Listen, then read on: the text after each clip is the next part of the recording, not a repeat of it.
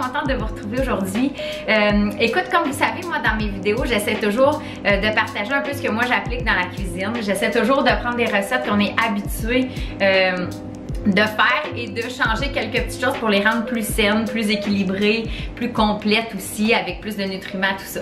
Donc aujourd'hui, je fais une recette qui ressemble un petit peu à la tartinade de poulet ou thon qu'on peut retrouver habituellement en commerce, sauf que c'est fait à base de pois chiches et de céleri. C'est vraiment très bon, très facile à réaliser, en plus c'est vraiment pas cher. Donc j'espère que vous allez apprécier, c'est parti! Alors, pour faire cette recette, on va avoir besoin de 2 cannes de pois chiches qu'on va venir vraiment bien rincer. C'est super important. Tu sais, j'ai eu souvent des gens qui vont me dire qu'ils ont de la difficulté à digérer. C'est juste pour ça, là. C'est vraiment important de bien les rincer. On va avoir besoin aussi de 3 à 4 branches de céleri. On va venir mettre les ingrédients dans un robot. C'est sûr que, écoute, vous pouvez le faire avec un mélangeur, mais c'est certain que c'est mieux avec un robot parce qu'on veut quand même garder une certaine consistance. On ne veut pas que ça soit trop crémeux, lisse, là. Donc, on vient déposer les ingrédients. On va aussi avoir besoin d'un oignon rouge ou jaune. Moi, j'ai pris un rouge, soit au complet ou la moitié. Moi, j'en mets la moitié parce que je trouve qu'avec les enfants, des fois, ça fait un petit peu trop fort puis il y a moins ça. On va venir aussi, dans le fond, déposer le jus d'un demi-citron.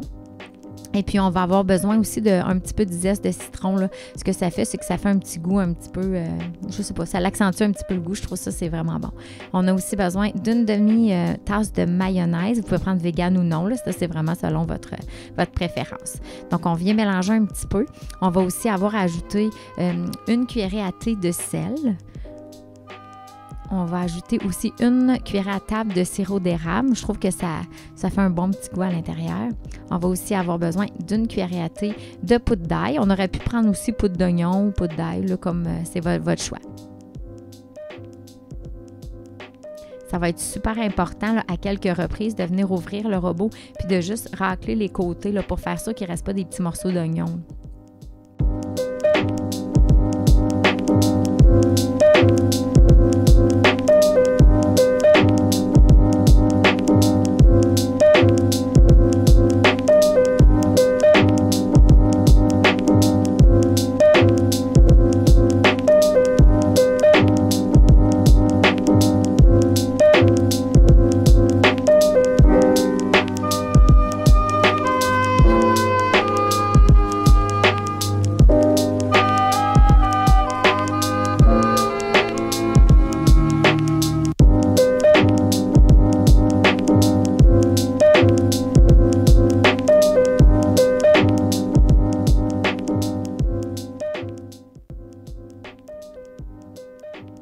Dans le fond, ça, c'est notre pain qu'on prend, nous, à la maison. C'est un pain qu'on achète au Costco, qui est dans le fond au grain germé, là, qui a vraiment des bons grains à l'intérieur.